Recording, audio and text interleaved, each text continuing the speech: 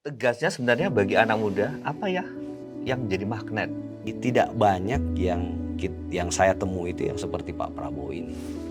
Figur senior tapi membuka jalan buat anak-anak Anak muda. muda. Sosok itu yang bagi anak-anak muda itu penting gitu, Mas. Setelah kita punya afirmasi kebijakannya, yang paling mendesak yang kita butuhkan adalah representasinya. Makanya Gibran Rakebuming Raka sebagai representasi orang muda itu mudah ya diterima oleh anak-anak muda yang ada di daerah-daerah itu. Iya. Ketika Indonesia baru mengalami yang kita sebut dengan bonus demografi, orang sudah memprediksi bahwa tulang punggung bonus demografi ini atau orang yang berusia produktif ini adalah mereka yang berusia muda. Ke depan memang persis seperti apa yang disampaikan Mas Gibran ya. Masalah zaman now itu hanya bisa didekati dengan solusi zaman now. Kalau misalnya ya bicara anak presiden misalnya kan, saya kira semua presiden-presiden yang lain berharap yang terbaik buat anak-anaknya. Tapi persoalannya ada kesempatannya nggak? Momentumnya ketemu nggak? Film Dirty Vote itu juga tidak terlalu berpengaruh untuk mendowngrade Faktanya seperti itu. Prabowo ya. Faktanya meningkatkan suara kita itu cukup signifikan. Kalaupun data swing voters dan undecided voters yang didistribusi merata, waktu itu Mas Burhan bilang Pak Prabowo itu maksimal menang di angka 54%. Tapi apa yang terjadi? Semua swing voters dan undecided voters itu pindah semua. Selamat datang di Selasar Politik bersama saya, Syiful Arifin. Kali ini kita akan membahas soal tentu saja politik. Apalagi pemilu baru saja berlangsung dan sekarang sedang dalam proses penghitungan. Tapi pemilu sudah memberikan gambaran bagaimana peta politik pada 5 tahun yang akan datang. Dan kali ini tamu saya adalah Mas Arief Rosyid Hasan. Selamat datang di Solo Pos, Mas Terima Arief. kasih Mas Faul. Assalamualaikum. Waalaikumsalam. Mas Arief ini komandan TKN Fanta. Jadi ujung tombak TKN yang mengusung Prabowo Gibran, terutama yang anak muda ya sasarannya. Betul, Mas. Ya, dan ada yang menarik dari Mas Arief. Kemana-mana selalu pakai peci. Kenapa ini? Anak muda, jadi mengurusi anak muda, tetapi memakai peci. Jadi peci itu bukan apa simbol dari orang tua ya. Selama ini kan ada kesan kayak gitu. Ya kan peci ini kan dipakai sama Bung Karno ya di forum-forum resmi. Ya. Bahkan di forum-forum internasional ya. Jadi saya kira dan waktu itu kan usia Bung Karno masih relatif muda juga, ya. gitu. Jadi ya saya terinspirasi mungkin sama beliau gitu ya, dan banyak tokoh-tokoh lain karena ini kan juga bagian dari memperkenalkan budaya Indonesia. Gitu. Oke. Ya. Jadi Mas Arief ini ujung tombak kampanye biar beda juga ya sama Mas. Ya, saya biasanya nggak pakai topi, oh. tapi karena ini tamu saya pakai peci, saya pakai topi aja seperti itu. Karena saya jarang pakai peci gitu. Dan Mas Arief ini adalah mantan Ketua Umum HMI, jadi mengurusi anak muda saya kira relevan ya seperti itu. Kemudian pernah menjadi komisaris BSI, tetapi mundur menjelang sehari setelah diumumkan sebagai TKN. Oh ya, jadi karena ikut TKN kemudian memilih mundur dari 6 November pengumuman TKN, 7 November saya mundur. Ya, oke. Dan sekarang menjadi komandan TKN Fanta. Oh ya, ada pertanyaan. Orang-orang bertanya, kok namanya Fanta ya? Nggak Coca-Cola atau apa seperti itu? Ya, waktu itu kan ada berapa ya? Ada 7 kalau nggak salah ya komandan di TKN. Komandan Alfa soal teritori, Bravo soal komunikasi, Charlie Delta, Alpha Beta Charlie Delta Echo, Fanta Golf. Jadi sebenarnya sesederhana itu sih. Oh gitu. Tapi kok nggak pernah terdengar ya komandan TKN Delta misalnya? Ya, kok yang malah muncul di media atau di media sosial adalah Fantanya ya? Kan tugasnya beda-beda ya. Kalau Bravo ngurusin media ya Mas Budi kan sering muncul juga kan. Kemudian Mas Haris Ruslimoti, komandan Golf relawan, yang berinteraksi sama relawan. Jadi ya mungkin karena Mas Paul masih muda, Ya. jadi yang terpapar itu informasi Fanta Fanta terus aja. ya. Kalau Mas Paul relawan, mungkin golf gitu yang Golf, diingatannya. oh iya. Tapi kan nggak mungkin jurnalis jadi relawan ya. Ya, karena nggak boleh. Nggak Kami harus independen. Harus Oh ya, independen. pemilu sudah berlangsung ya, dan kita sudah tahu quick count menghasilkan bagaimana seperti itu. Gimana perasaannya? Senang, bangga, Ya. atau merasa gimana? Alhamdulillah ya. Kalau kata Mas Nusron itu kalau menang itu semua enak katanya. Oh gitu, walaupun berdarah-darah. Ya, walaupun berdarah-darah. Ya tapi bagi kita ya, sebagaimana amanahnya Pak Prabowo dan Mas Ya. Gibran di banyak kesempatan ya. Kan beliau banyak sampaikan bahwa beliau akan menjadi presiden Oke. seluruh rakyat Indonesia ya. Ya. Sehingga satu waktu kita tanggal berapa ya, minggu lalu ya, kita buat acara syukuran kemenangan anak muda. Oke. Kita ngundang 01, 02, 03. Dan setelah itu kita bersepakat sama teman-teman sudah stop lah, kita akhiri perbedaan-perbedaan itu ya, karena toh juga kita sekarang sudah saatnya menunggu hasil real count kan. Ya. Gitu. Itu di tingkat tim kampanye atau di tingkat relawan atau pemilih? Di pemilih. Oke. Jadi yang kita undang kemarin pemilih, utamanya kami ya di Ya. pemilih muda itu, kita undang seluruhnya pemilih muda 01, 02, 03. Agar apa? Agar kita mempercepat ya rekonsiliasi. Kita perlu belajar 2019 figur Pak Prabowo, Ya. Pak Jokowi ya, walaupun tegang selama beberapa saat ya, punya perbedaan selama kurang lebih 10 tahun, 5 tahun lah ya, Ya. 2014, 2019, tapi alhamdulillah setelah itu kan happy ending semua. Oke. Tadi baru saja Pak Prabowo dapat jenderal Penghargaan, kehormatan gitu kan. Jadi persahabatan itulah yang bagi kami sebagai generasi muda ya penting kita teladani gitu Mas, bahwa boleh kita berbeda, tapi setelah perbedaan itu yang paling penting adalah persatuan Indonesia. Kita ingin Indonesia emas, Indonesia maju yang diharapkan itu bisa terwujud, dan syaratnya ya bersama-sama gitu.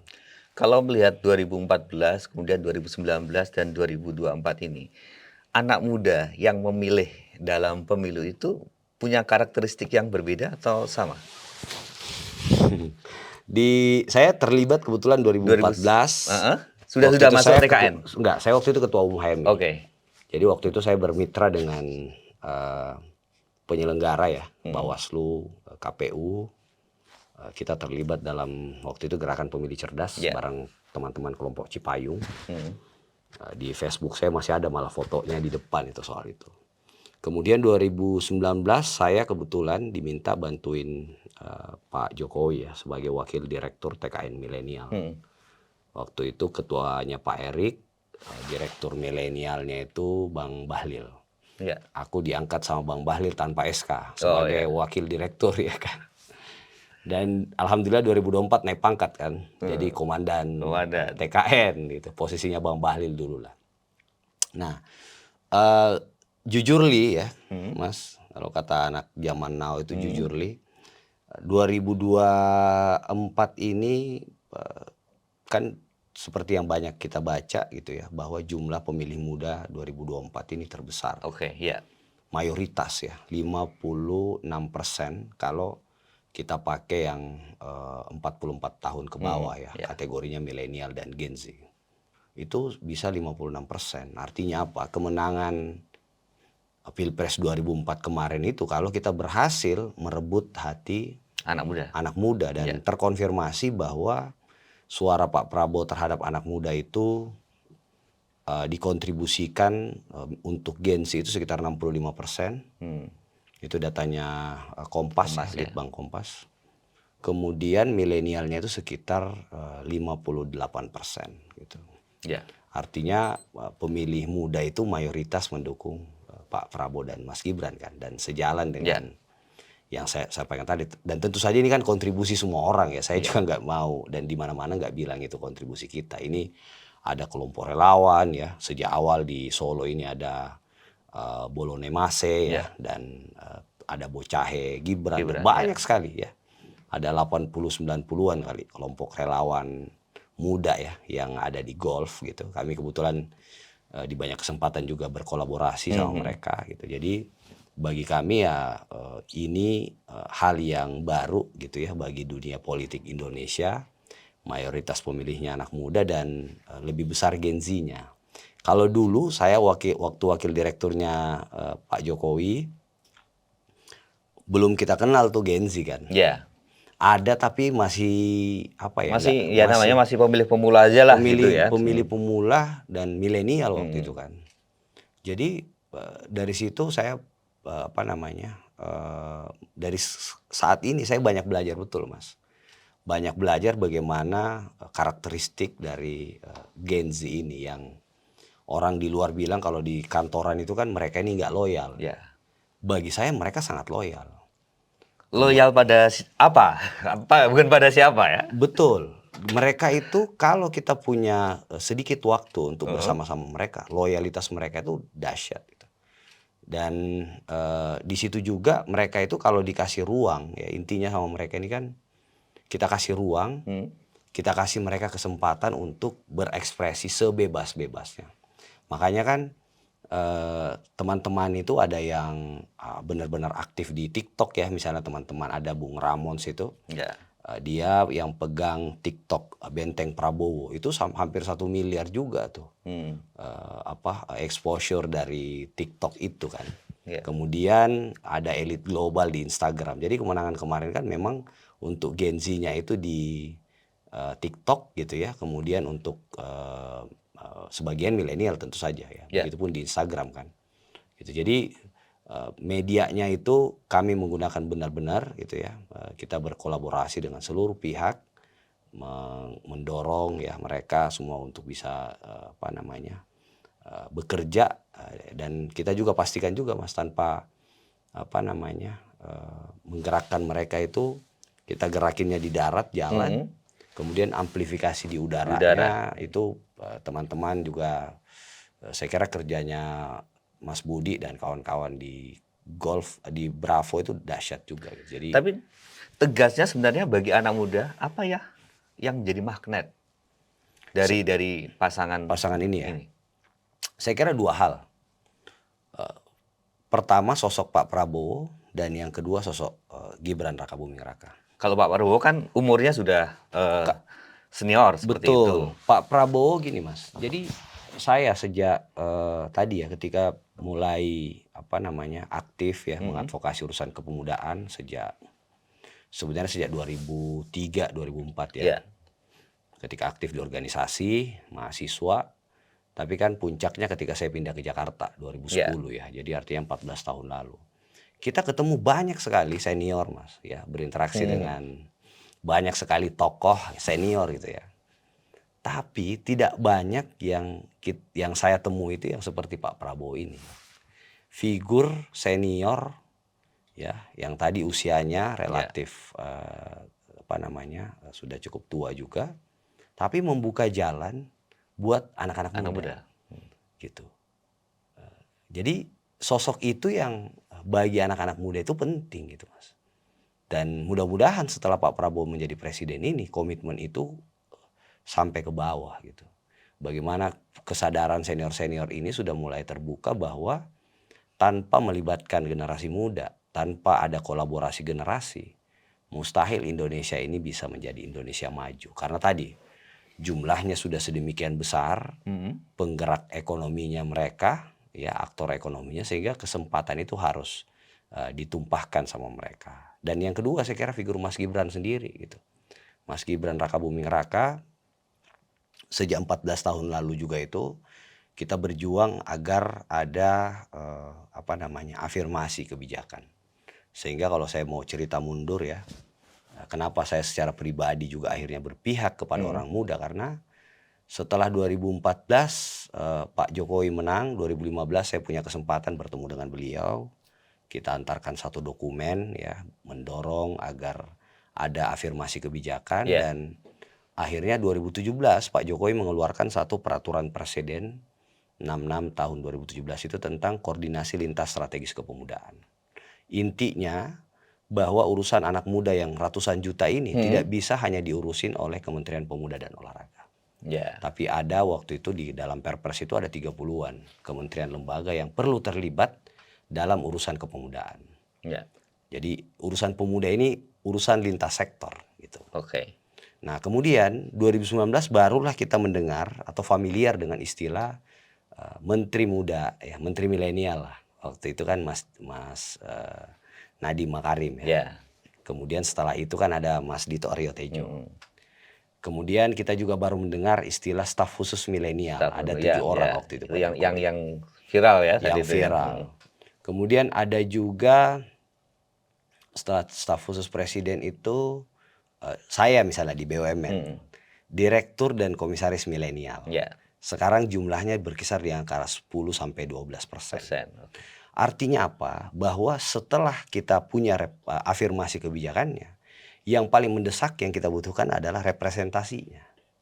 Makanya Gibran Rakabuming Raka sebagai representasi orang muda itu mudah ya diterima oleh anak-anak muda yang ada di daerah-daerah itu. Ya. Yang ada di seluruh penjuru Indonesia ini. Dan kita sebagai tim kampanye nasional mudah gitu membahasakannya. Di tempat lain nggak ada itu. Capres-cawapres anak muda, yang ada tim sukses juru bicara. Tapi ada informasi yang beredar ya menjelang pemilu ya, bahwa pilihan terhadap Gibran itu setelah mengalami stuck dalam negosiasi-negosiasi antar partai politik, sehingga pilihannya bukan karena faktor mudanya, tapi ini adalah pilihan yang paling rasional bagi Pak Prabowo. Gimana menurut Anda? Iya kan, urusan politik ini bagaimana dampaknya buat kemaslahatan kan? Ya.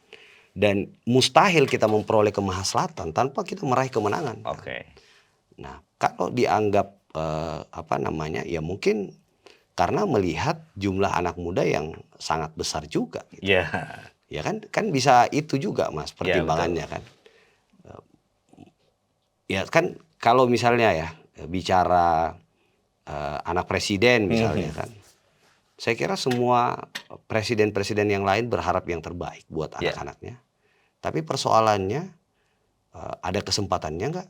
Momentumnya ketemu nggak? Ya. Jadi ini semua saya kira sudah takdir tentu saja ya kalau kita loncat ya. Tapi kan dengan melihat ketika Indonesia baru mengalami yang kita sebut dengan bonus demografi, orang sudah memprediksi bahwa tulang punggung bonus demografi ini atau orang yang berusia produktif ini adalah mereka yang berusia muda.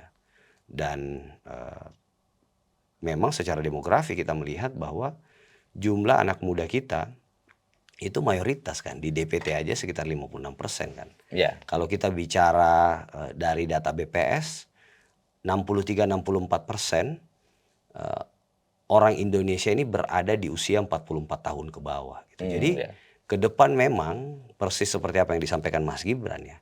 Masalah zaman now itu hanya bisa didekati dengan solusi zaman now gitu. Jadi ini semua saya kira bagian dari takdir sejarah ya bangsa ini gitu ya, bahwa ketika penduduknya mayoritas anak muda, maka memang sedang dipersiapkan gitu juga anak muda untuk bisa membawa ya bangsa ini menjadi ya bangsa yang lebih maju. Tapi apakah tokoh muda satu-satunya variabel tadi, tanpa sosok Pak Prabowo Subianto juga mungkin sosok Mas Gibran Rakabuming Raka ini tidak pernah akan muncul ya, muncul sebagai wakil presiden Mas. Tadi kan kalau kita flashback gitu ya ke beberapa periode presiden sebelumnya juga kan, ya kan, misalnya ketika SBY mempromosikan AHY, ketika Bu Mega juga mempromosikan Bu Puan misalnya dan lain-lain. Jadi saya kira ini memang takdir sejarah yang bagi kami sebagai generasi muda ya sangat bersyukur gitu Mas. Takdir yang diiringi berbagai kontroversi juga ya. Ya setiap pilihan itu kan selalu ada rame-ramenya ya. Kalau kita mau nggak ada konsekuensi ya kita balik ke gua semua kan. Hidup dalam ketenangan ya kan. Jadi kalau nggak ada rame-ramenya ya kita tidak sedang. Ya ini dinamika di dalam pemilu 2024 itu adalah soal itu. Anak muda yang maju pada satu sisi positif, tapi pada satu sisi ada yang mengkritisi dan menganggap bahwa ada masalah misalnya dinasti, kemudian Dan selalu seperti itu nepotisme dan kan, Mas. sebagainya. Kalau Iya. perjalanan bangsa ini kan 1908 ya, ketika anak-anak muda ini berpikir untuk mendirikan Budi Utomo, kan selalu ada pro kontra juga dari senior-seniornya. Kemudian 1928 juga sama ya. 45, 66, yang paling mungkin agak terang juga kalau kita baca sejarah itu 98 kan, ketika Bung Karno, Bung Hatta kemudian diasingkan sebentar diculik ya di Rengas Dengklok sama Sukarni CS ini kan sebenarnya dalam rangka itu kan. Kalau kesempatan itu misalnya ya tidak diambil oleh anak muda untuk meyakinkan Bung Karno, Bung Hatta, mungkin kemerdekaan kita mundur ke September kalau Mas ya, atau Oktober kan. Jadi itu tadilah ya, semua sejarah bangsa ini melibatkan anak-anak muda dan alhamdulillah ya 2024 juga kembali terulang itu sejarah. Ya, kalau melihat dari survei 50 sampai 60 pemilih muda memilih Prabowo Gibran seperti itu. Anda melihat bahwa mereka sebenarnya tergolong pemilih rasional. Saya kira ya. Anak muda ini, Mas. Ya salah satu fenomena ya, misalnya di Bali dan di Jawa Tengah. Jawa Tengah ya, yang kandang banteng misalnya. Betul. Itu kan kemenangannya akhirnya ke Pak Prabowo Mas Gibran. Dan ketika aku misalnya berkeliling ke sana, saya tanya kan, orang tua pilih siapa? Ya PDIP, ya, Mas Ganjar tentu saja. Kamu ada di sini, ya kami mendukung Pak Prabowo sama Mas Gibran. Karena apa? Tadi, karena apa yang disampaikan Mas Gibran itu relate ya, kata anak zaman now itu relate dengan. Apa yang relate bagi dengan anak muda ya? Misalnya. Atau yang relate adalah oke gasnya. Nah, misalnya ketika Mas Gibran menyampaikan tentang kredit usaha startup. Oke. Bagi kelompok pengusaha muda, salah satu handicap mereka untuk berusaha itu kan ketika mereka datang ke bank dan banknya, saya kan mantan komisaris bank kan. Ya tentu kita nanyain dong, agunanmu apa? Seberapa besar? Bagi anak muda yang beruntung yang orang tuanya kaya akan sangat mudah ya. Tapi kan dia juga bukan aset dia kan. Tapi bagi anak-anak muda sebagian besar yang kurang beruntung, dari mana dia punya harta untuk diagunkan misalnya? Ya, jadi itu ya. Kemudian ketika Mas Gibran bicara tentang ekonomi digital, dan Mas Gibran sudah membuktikan ya ketika dia jadi wali kota di Solo membangun Solo Technopark misalnya. Ya. Dan saya kira banyak sekali yang beliau sampaikan misalnya tentang carbon trading ya. Itu kan masalah kan kalau kita lihat Mas di berbagai lembaga survei itu anak muda ini kalau dilihat apa yang menjadi concern mereka, yang pertama itu soal ekonomi, lebih spesifik lagi tentang lapangan pekerjaan. Yang kedua soal isu lingkungan. Nah, jadi Mas Gibran ketika debat kedua dan keempat itu kan seluruh Indonesia ini kan nonton gitu. Bagaimana pengetahuan Mas Gibran tentang masa kini dan masa depan dibandingkan ya dengan segala hormat nih, dibandingkan dengan dua kompetitor yang lain. Gitu. Jadi ketika ditanya anak-anak muda ini ya saya relate sama apa yang disampaikan sama Mas Gibran, itu menjadi kebutuhan saya. Jadi akhirnya tadi kan rasional juga pilihannya. Jadi tidak sekedar muda. Kalau soal muda tadi itu ya pengalaman saya 14 tahun itu Mas, bahwa tanpa ada representasi orang muda mustahil bangsa ini bisa lebih cepat kemajuannya. Dan alhamdulillah hari ini kita peroleh sosok yang namanya Mas Gibran Rakabuming Raka yang saya kira dengan segala kelebihan yang beliau miliki itu mampu memukau ya, memikat hati orang-orang muda. Dan kalau kita terakhir juga baca kan kenapa surveinya 58%. Padahal sejujurnya kalau kita lihat kan data-data terakhir itu Mas Burhan cuma bilang 51%. Kalaupun data swing voters dan undecided votersnya didistribusi merata, waktu itu Mas Burhan bilang Pak Prabowo itu maksimal menang di angka 54%. Tapi apa yang terjadi? Semua swing voters dan undecided voters itu pindah semua ke Pak Prabowo dan Mas Gibran. Ya salah satunya kalau kata Prof Dasko itu efek dari dirty vote itu kan. Ya kan yang kemudian dianggap bisa mendowngrade gitu ya. Jadi anak-anak muda tadi tuh Mas, dia udah nggak senang itu terlalu berpolemik ya. Mereka cuma pengen Indonesia maju itu mereka mudah dapat pekerjaan, Setelah mereka muda dapat pekerjaan, gajinya itu di atas rata-rata UMR, Ya. mereka bisa lebih sejahtera, mereka bisa bangun rumah, punya rumah sendiri, ya, dan seterusnya. Jadi mereka itu malas juga sekarang udah diadu-adu, ya. Jadi film Dirty Vote itu juga tidak terlalu berpengaruh untuk mendowngrade Faktanya seperti pasangan itu. Prabowo ya. Faktanya meningkatkan suara kita itu cukup signifikan. Apa ya. ini bisa menunjukkan bahwa anak muda itu lebih suka hal-hal yang sifatnya pragmatis ya. Tidak misalnya suka hal-hal yang misalnya kayak yang digambarkan oleh Dirty Vote, mereka nggak terlalu peduli. Atau Kalau gimana? pragmatisme dalam arti yang sempit saya kira tidak juga ya. Ya.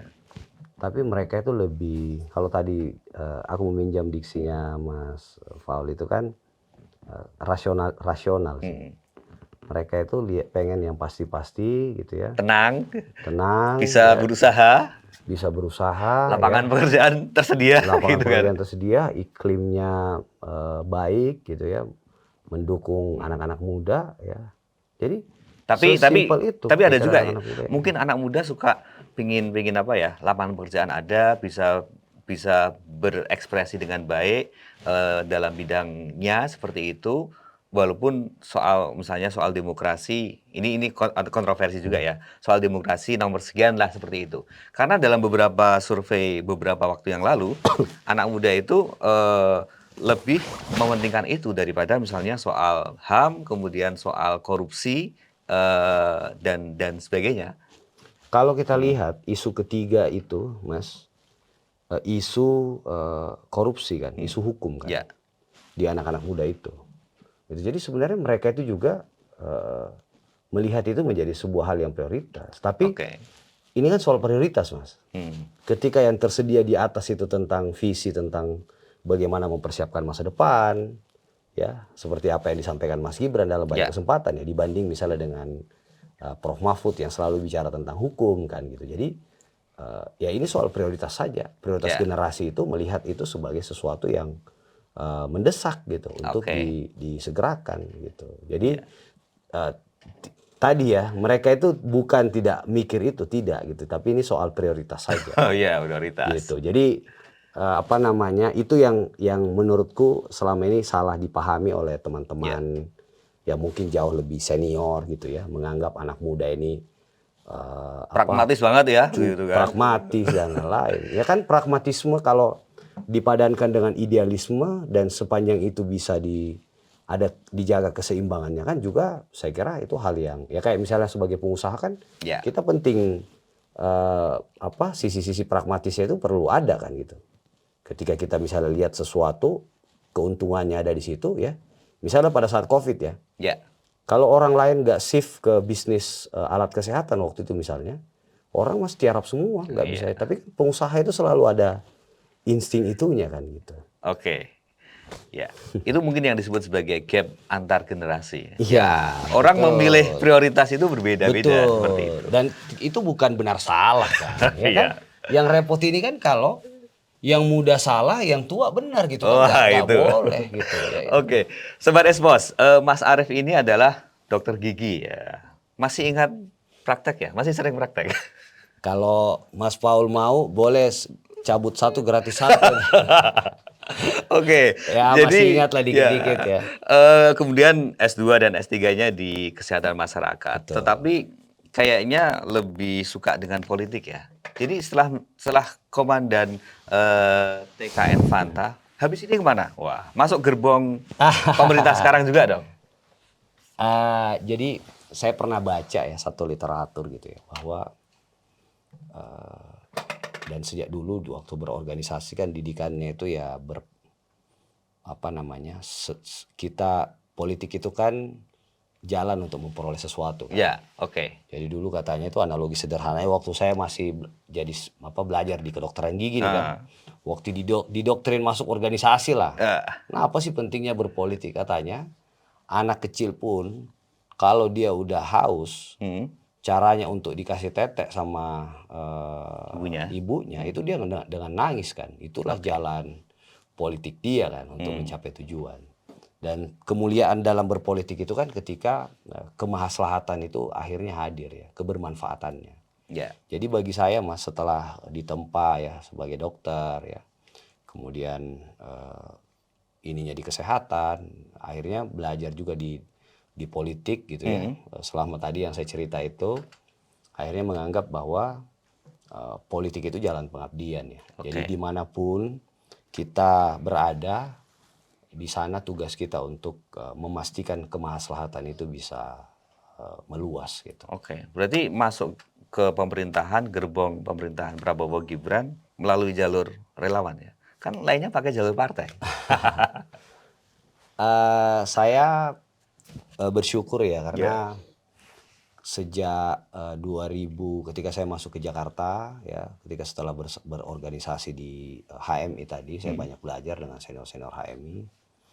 Kemudian setelah itu saya bergabung di HIPMI ya. Tadi saya cerita 2019 saya diajak Bang Bahlil Lahadalia. Kemudian ketua TKN-nya waktu itu kan Pak Erick Thohir ya. Dan di TKN Fanta kemarin juga saya tidak bisa lepas dari senior-senior ini kan. Kan ketua TKN-nya Bang Rosan. Ada Pak Erick, bos saya dulu di BUMN ya. Kemudian ada Bang Bahlil ya. Jadi mereka-mereka inilah yang ya saya patut berterima kasih ya, dikasih kesempatan sebesar ini gitu ya. Dan alhamdulillah kepercayaan yang dikasih juga saya tidak sia-siakan ya. Kita melaksanakan tugasnya dengan baik gitu ya, sehingga ya ke depan seperti apa ya tentu tugas saya sudah selesai kan. Tugas senior-senior yang akhirnya saya juga kan ketemu hari ini, ketemu dengan Pak Prabowo, Mas Gibran, ketemu dengan Bang Dasko, ya Pak Muzani, ya, dan elit-elit di partai. Alhamdulillah mereka semua bisa bekerja sama, saya bisa bekerja sama dengan beliau-beliau gitu ya, dan semua tugas-tugasnya bisa selesai dengan baik lah. Gitu. Jadi seperti apa ke depan ya itu cuma waktu yang bisa jawab, Mas, karena kan kita ini tadi kan garis tangan katanya tadi. Garis tangan. Oh, ya. Iya. Garis tangan dan tanda tangan nanti. Tanda tangan. Jadi mentornya kalau bisa disebut Pak Erick Thohir sama Bang Bahlil. Ya mereka semua lah ya. Bang Lutfi. Bagi saya kan semua manusia ini adalah guru ya. Habis ini saya ngomong ke mana-mana, gurunya Mas Paul kan gitu. Tapi ada nggak sosok yang dijadikan panutan dalam berpolitik? Kalau tadi kan mentor untuk keseharian. Tetapi ada yang sosok ideal yang jadi panutan, ada nggak? Atau tokoh? Kalau tokoh ya dan menjadi teladan saya sih ya Muhammad Sallallahu Alaihi Wasallam. Saya kira beliau juga sebagai seorang politisi kan. Beliau sebagai pemimpin waktu itu ya. Rasul ya, beliau juga memimpin umat gitu kan. Dan apa yang diajarkan beliau misalnya ya tentang amanah, tablik ya, konsep-konsep kepemimpinan itu saya kira yang hari ini terus perlu kita belajar dari figur beliau. Dan satu Mas, saya tertarik ketika suatu waktu saya diundang ke Amerika selama kurang lebih 3 minggu ya. Programnya International Visitor Leadership Program. Waktu itu saya ketemu dengan komunitas agama lain gitu, dengan teman-teman Yahudi ya, dengan beberapa agama yang lain di Amerika itu. Saya salutnya ketika mereka bilang bahwa mereka juga itu mengidolai sosok Muhammad itu. Karena apa? Karena persistence gitu. Jadi ada keteguhan sikap gitu ya. Kan ajaran beliau itu kan sepanjang niat kita baik atau lurus ya, maka apapun yang ada di depan dia kan, beliau kan diludahi ya, kotoran ditaruh depan rumahnya, tapi niat dia kan luhur gitu.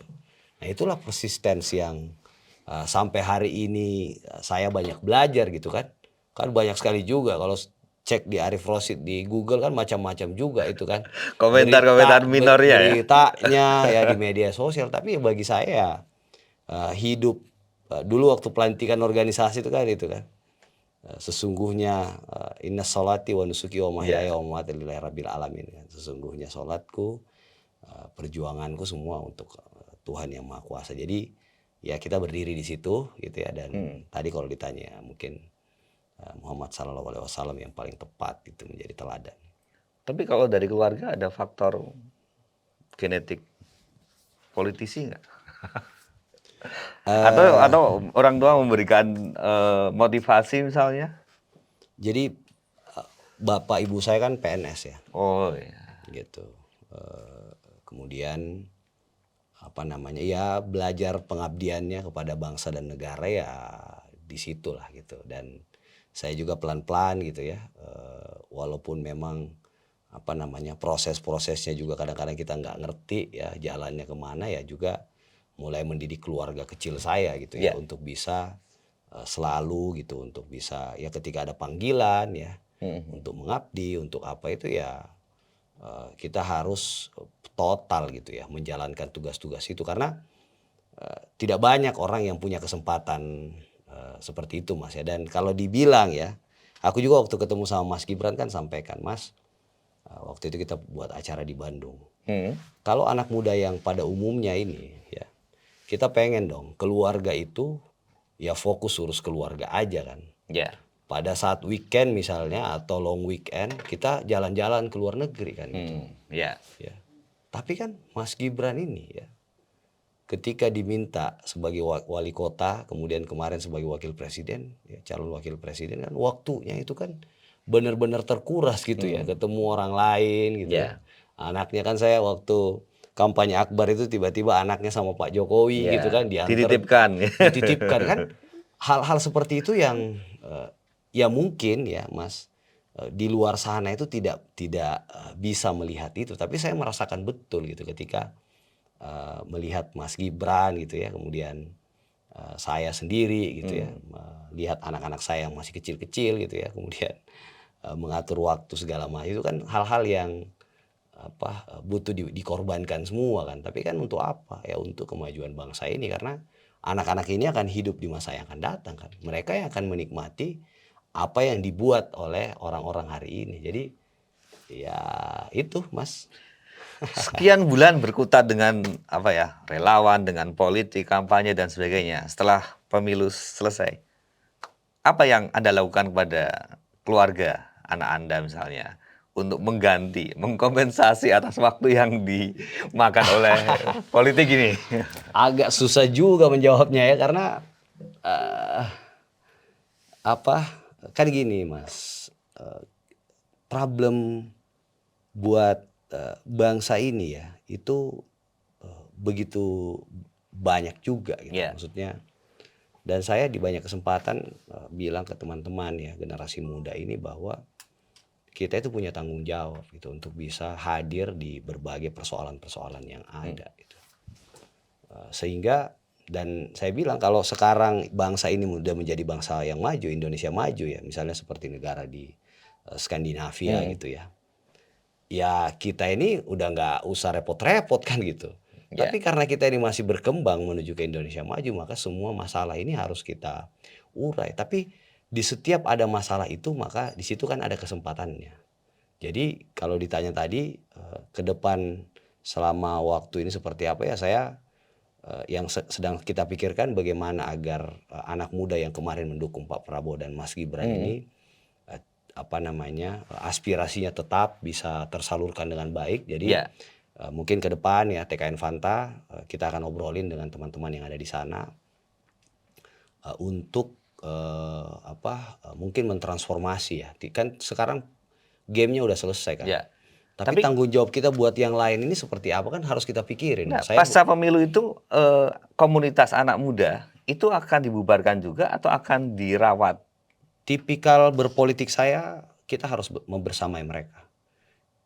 Dirawat mungkin agak kurang tepat juga kalau soal anak muda ini kan. Karena tadi anak muda ini kan cuma butuh dikasih kesempatan, dikasih ruang ya.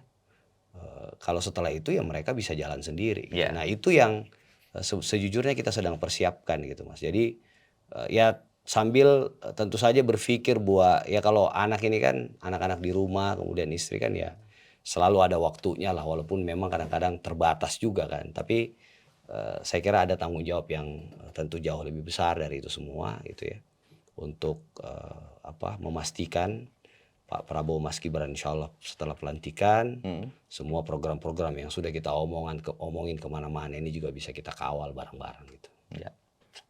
Oke Mas Arief, terima kasih Terima sekali kasih, obrolan Mas yang Paul. sangat menarik nih karena membicarakan anak muda. Anak muda itu selalu dinamis ya, jadi tidak bisa dikungkung dalam satu tempat, tapi mereka bisa kemana-mana ya. Alhamdulillah. Iya, dan Mas Arief berarti punya tugas juga mengartikulasi kepentingan mereka Betul, untuk diakomodasi oleh pemerintah mendatang. betul. Itu kewajiban ya. Karena kita sudah ada di fase yang sejauh ini, ya saya nggak mau kehilangan kepercayaan sama teman-teman ini sehingga ya tentu kita harus mengawal lah, mimpi-mimpi mereka. Ya, suara pemilih muda itu tidak boleh sia-sia juga kan.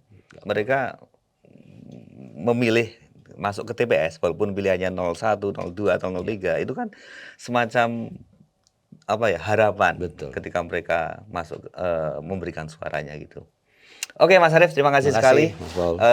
telah hadir di Solo Pos di Selasar Politik dan teman-teman Sobat Expos, Mas Arief Rosyid Hasan telah memberikan gambaran tentang anak muda dan politik dan juga cerita tentang pengalamannya sebagai Komandan TKN Fanta. Jadi setelah ini ada apa lagi kita nggak tahu ya. Jadi kita tunggu nanti kalau misalnya KPU sudah memberikan keputusan ya, sudah mengeluarkan siapa pemenangnya dan kemudian bagaimana pemerintah baru ke depan. Dan terima kasih atas partisipasinya pada Mas Arief dan kepada Sobat Expos yang telah melihat, menonton diskusi kali ini. Dan saya, Paul Arifin, undur diri. Terima kasih. Selamat berjumpa lagi dalam topik yang berbeda. Matur nuwun. Matur nuwun. Matur nuwun, Mas. Terima kasih.